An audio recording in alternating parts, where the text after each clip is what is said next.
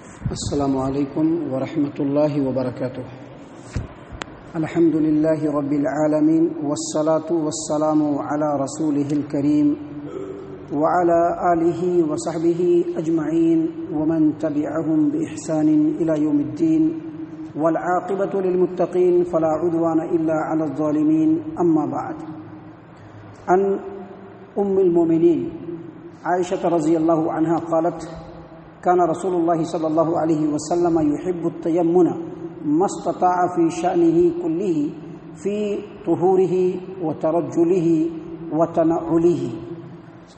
وقال مسلم وسواكه ولم يذكر في شأنه كله، رواه ابو داود في سننه في كتاب اللباس۔ معزز سامعین اکرام، مسواک کرنے کے تعلق سے ایک بات ہمیشہ ذہن نشین رکھنا چاہیے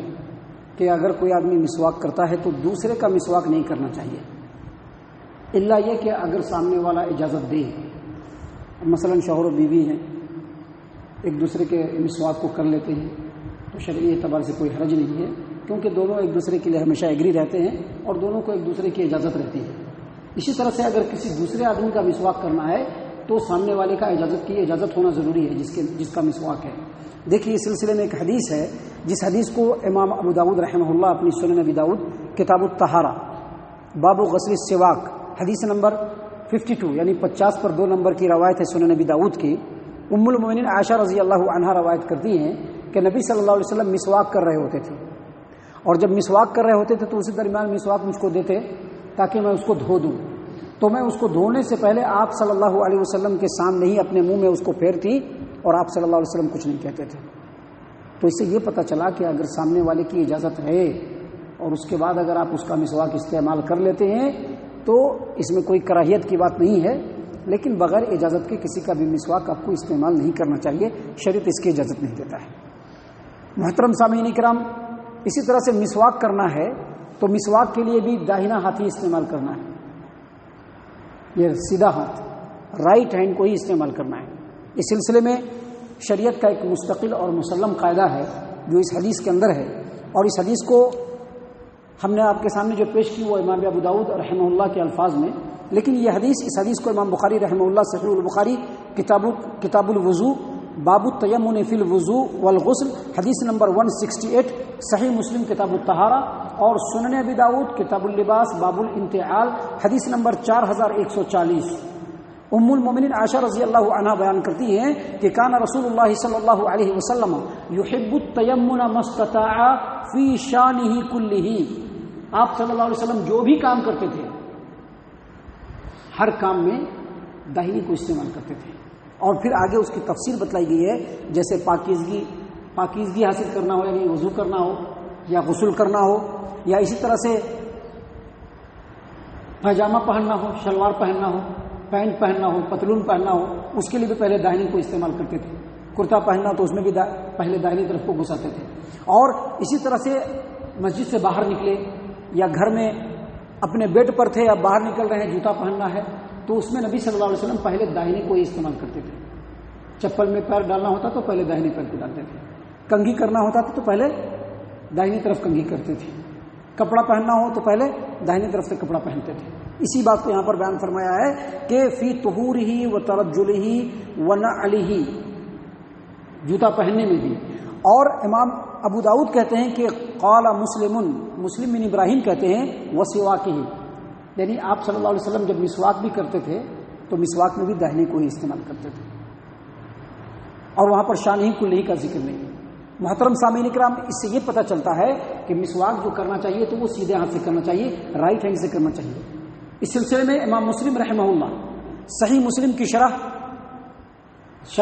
مسلم صحیح مسلم بن الحجاج المنہاج شرح صحیح مسلم بن الحجاج میں امام نووی فرماتے ہیں کہ یہ حدیث قاعدہ ہے کہ جتنے بھی عزت و شرف والے کام ہیں، مثلا آدمی کو کپڑا پہننا ہے، جوتا پہننا ہے، وضو کرنا ہے، تیمم کرنا ہے، یہاں تک کہ حجر اسود کا بوسہ دینا ہے، ان تمام چیزوں میں داہنے کو ہی استعمال کرنا چاہیے۔ یعنی جو کام عزت و شرف والے ہیں، اچھائی والے ہیں، اس میں داہنے سے ہی استعمال کرنا ہے۔ البتہ استنجا کرنا ہے یا ناک صاف کرنا ہے یا کسی ناپاکی اور گندگی کو زائل کرنا ہے تو اس کے لیے بایاں ہاتھ استعمال کرنا چاہیے، وگرنہ جتنے بھی اچھے اچھے کام ہیں اس میں داہنا ہاتھ استعمال کرنا چاہیے۔ اسی طرح سے مسجد کے اندر ہم بیٹھے ہوئے ہیں اور اگر ہم مسواک کرنا چاہیں تو مسجد میں بھی مسواک کر سکتے ہیں۔ ایسا نہیں کہ مسجد میں مسواک کرنا منع ہے، بلکہ اس سلسلے میں ایک اثر ہے جو حدیث کی کئی کتابوں میں ہے، سنن نسائی میں بھی ہے، سنن ابی داؤد میں بھی ہے، جامع ترمذی میں بھی ہے، سنن ابن ماجہ میں بھی ہے۔ ابو سلمہ کہتے ہیں کہ میں نے زید بن خالد الجہنی رضی اللہ عنہ کو مسجد میں بیٹھے ہوئے دیکھا۔ ہم نے دیکھا کہ آپ مسجد میں بیٹھے ہوئے ہیں زید بن خالد الجہنی رضی اللہ عنہ، اور مسواک ان کے کان پہ ہے۔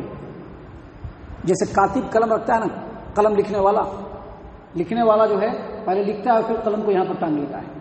ابھی بھی آپ دیکھیں گے بڑے بڑے جو کرانے وغیرہ کا جو دکان ہوتا ہے، بنیا وغیرہ جو ہوتا ہے، جو سارا جو ہے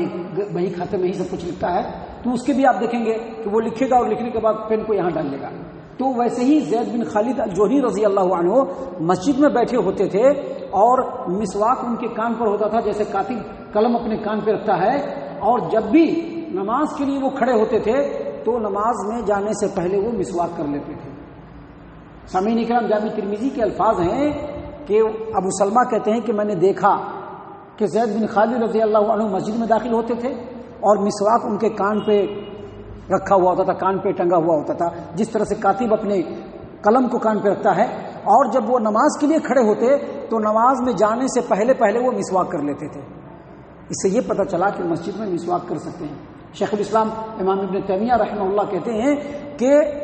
مسجد سے باہر ہو یا مسجد کے اندر ہو، اگر وہاں پر آپ مسواک کرتے ہیں تو شرعی اعتبار سے اس میں کوئی ممانعت نہیں ہے۔ اور سعودی عرب کی جو مستقل فتویٰ کمیٹی ہے، اس کے زیر نگرانی جو کتاب تیار ہوئی ہے، فتاوی اللجنۃ الدائمہ للبحوث العلمیہ والافتاء، اس کے والم نمبر 5 پیج نمبر 109 پہ، والم نمبر 5 پیج نمبر 110 پہ 2 فتویٰ ہے۔ ایک فتویٰ یہ ہے کہ چاہے مسجد کے باہر ہو یا مسجد کے اندر ہو مسواک کر سکتے ہیں، اس میں شرعی اعتبار سے کوئی حرج کی بات نہیں ہے۔ اسی طرح سے دوسرے فتوے کے الفاظ یہ ہیں کہ آدمی اب جیسے بیٹھا ہوا ہے، مغرب کی اذان ہو گئی، بیٹھا ہوا آدمی، اب امام صاحب کھڑے ہوئے، تکبیر شروع ہوئی، اس وقت امام صاحب ہو یا کوئی بھی ہو اپنی جیب سے یا کان پر سے مسواک کو نکال کر کے مسواک کر کے پھر واپس جہاں پر رکھے تھے وہاں پر رکھ سکتے ہیں، اس میں شرعی اعتبار سے کوئی حرج نہیں۔ کوئی یہ کہ کیا نماز کے ٹائم میں مسواک کیا نہیں یار، تو یہ اپنے خیال کی باتیں ہیں، ان باتوں سے شریعت کو کوئی لینا دینا نہیں۔ اثر صحابہ کرام کا ثابت ہے، صحابہ کرام تقویٰ میں، پرہیزگاری میں بعد والے تمام انسانوں سے افضل ہیں۔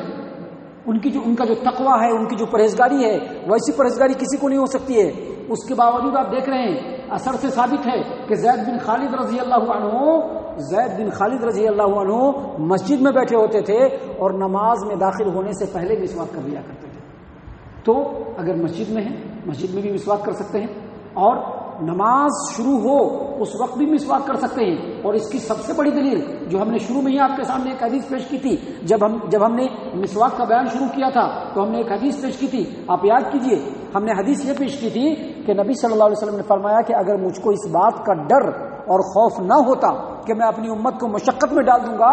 تو ہر نماز کے ساتھ میں مسواک کا حکم دیتا۔ ہر نماز کے ساتھ کیا مطلب؟ نماز پڑھنے کے لیے کھڑے ہو رہے ہیں، مارا ادھر ایک بار ادھر مارا، مسواک کیا، رکھ لیا، کلی کرنے کی کوئی ضرورت نہیں،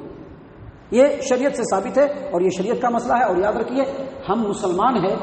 ہمارے لیے ضروری ہے کہ ہم صرف اللہ کے کلام کو فالو کریں،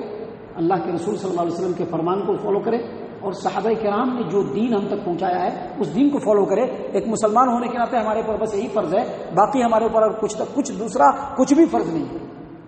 اللہ تعالیٰ سے دعا ہے کہ اللہ تعالیٰ ہم تمام کو ان تمام باتوں کے اوپر غور و فکر اور تدبر کرنے کی توفیق عنایت فرمائے۔ اللہ تعالیٰ ہم تمام کو صحیح معنوں میں مومن اور مسلمان بنائے، اللہ اور اس کے رسول صلی اللہ علیہ وسلم کا اتباع کرنے والا بنائے، صحابہ کرام رضی اللہ عنہم کے طریقے پر چلنے والا بنائے، جنت الفردوس میں جگہ عطا فرمائے۔ اے اللہ ہم تمام کو جہنم سے پناہ دے، اے رب العالمین ہم تمام کو جہنم سے پناہ دے، اے مالک الملک ہم تمام کو جہنم سے پناہ دے، آمین یا رب العالمین، وما علینا الا البلاغ المبین۔